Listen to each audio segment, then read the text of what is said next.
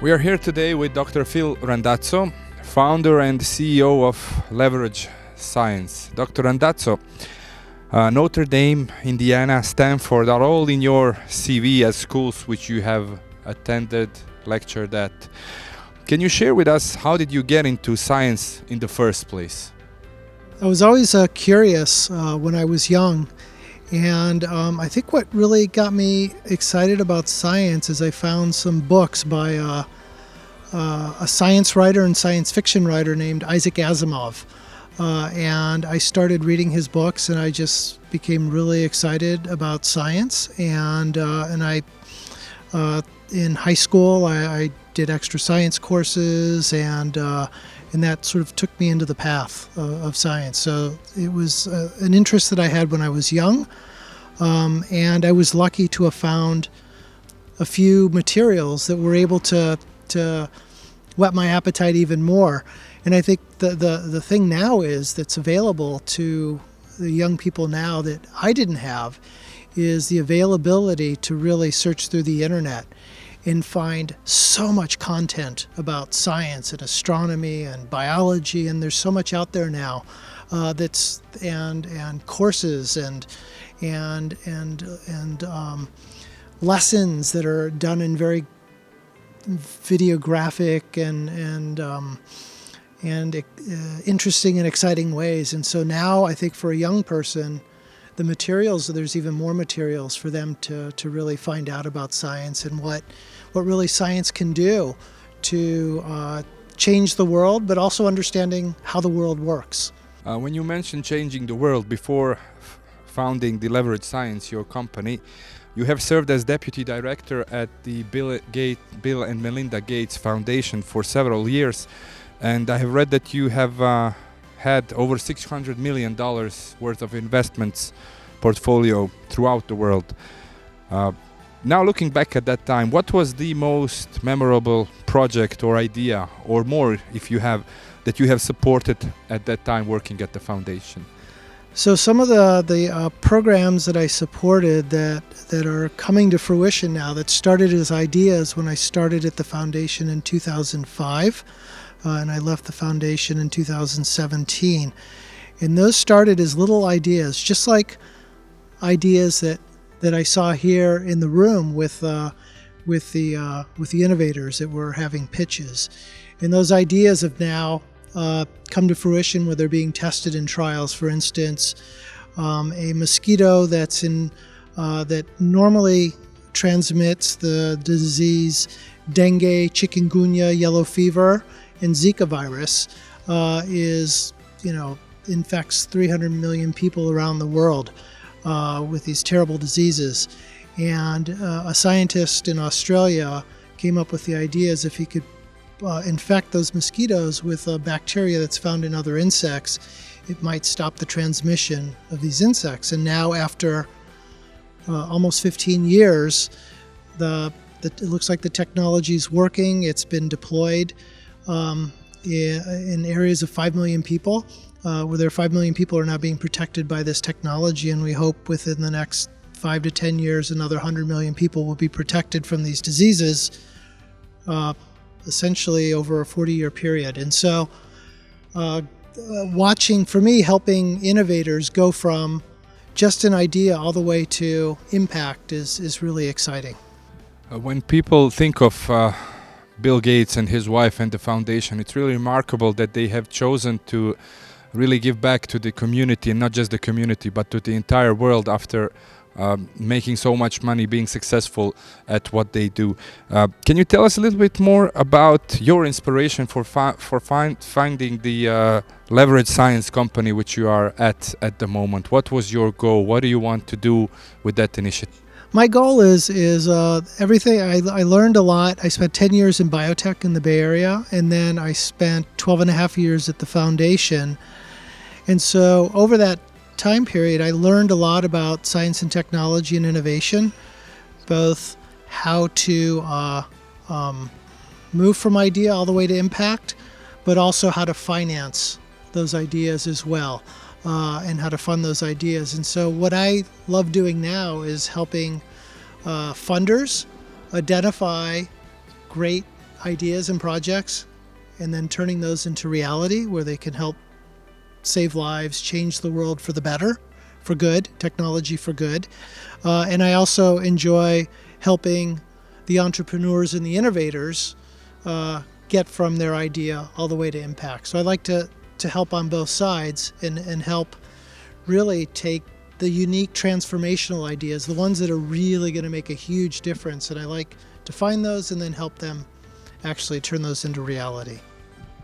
Now it really makes a lot of sense why they have chosen you to be a member of the jury for the Islamic Development Bank's Transformers Roadshow competition. After several countries, this competition has been held in Bosnia as well. On September 28th, we had the final competition with 15 finalists, done in cooperation with the local partner, Bosna Bank International. How would you evaluate the quality of the presented ideas and projects? You had some very interesting comments, and as I've heard, it was very difficult to choose the best 4 ideas which were awarded in the end. Yeah, I mean, there were 15 different presenters, and they all did a fantastic job. They were creative, energetic, they had great ideas. Some were more advanced than others, but they presented really well in a concise way. And the thing that I was really impressed with was both the real breadth and quality of the ideas and in how they were connected to helping their fellow citizens and humanity. They were really focused on really trying to do good, and that's what I enjoy seeing the most, is when people put their energy to actually trying to help others. And I saw that in this room. I saw this creative energy. I saw this community of innovators, and to me this was like a little burgeoning mini Silicon Valley here, where I think you have a lot of talent, and it's just a matter of nurturing that talent in the future and helping them move forward from their ideas all the way to reality. One of the problems that Bosnia and Herzegovina is facing at the moment in this post-war society after 25 years is a lot of young people, or not just young, but a lot of people leaving the country and looking for a better future outside of the country. And in that sense, BBI, Bosna Bank International, last year has initiated a TV competition show called Sarajevo Business Forum, or SBF Startup Challenge, which basically is aimed at waking up the entrepreneurial spirit amongst young people. For the end of this conversation, if you have an idea or an advice for young people coming from Bosnia and Herzegovina, what would you share with them? I would share with them that keep their passion up, don't give up on their idea. I can tell you have a real community here in Bosnia, where I think the community, the banks, the governments cares about retaining the talent. I know everyone's proud of the talent that has gone around the world, but you have a lot of talent here. And so it really takes a community to build an ecosystem of innovation. And I see that with what you're doing with the bank and others, you're trying to really build that community. And so for the entrepreneurs is take advantage of the goodwill of the community and reach out for mentorship in people that have been successful in business, etc., and build that future here. You can build it. This is a place where you can build a future.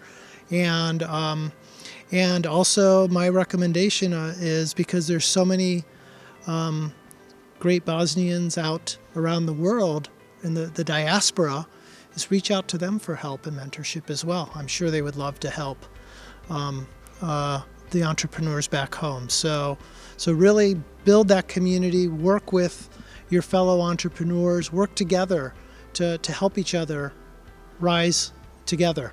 And so I think, you have a community here, so take advantage of it and build it even more.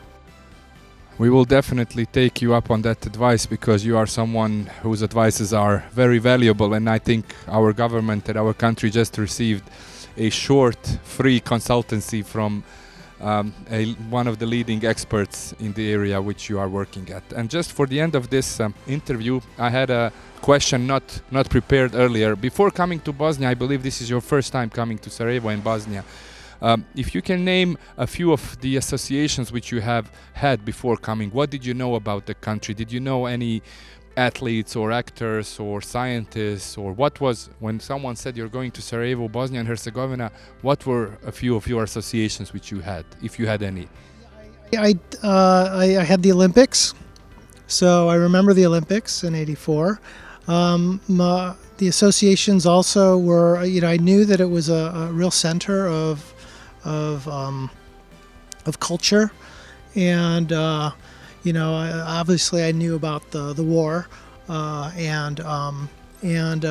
I also knew it as a really beautiful place. I mean, people talk about Sarajevo, what a beautiful place it is, and what a nice place to visit it is. And so, just walking through the streets here, I saw exactly why people spoke so wonderfully and warmly about Sarajevo.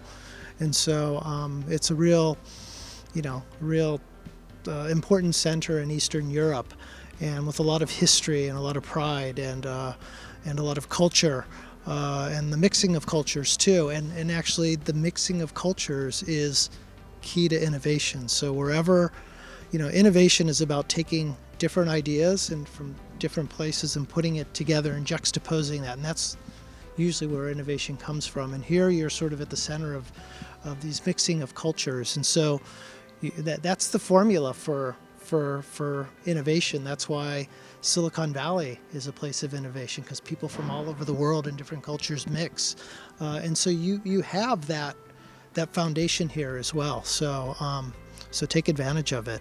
So basically, we need to nurture the openness of Sarajevo and that spirit. Exactly. And Yeah.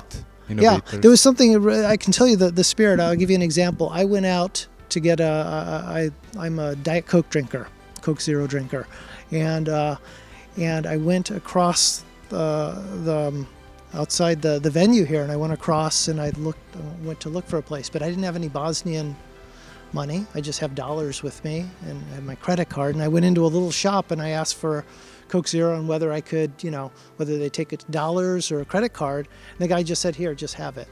And the guy didn't charge you. He didn't charge me. He just gave it to me. It was like the nicest thing. And and to me, that's amazing. And so I think people should know how generous and warm and welcoming people are here. Excellent. That's such a lovely story to end this conversation. Thank you so much, and I hope this is not your last visit, and that you come with your family to visit Sarajevo. Thank you. Thank you so much for this interview. Thank you so much. Thank you.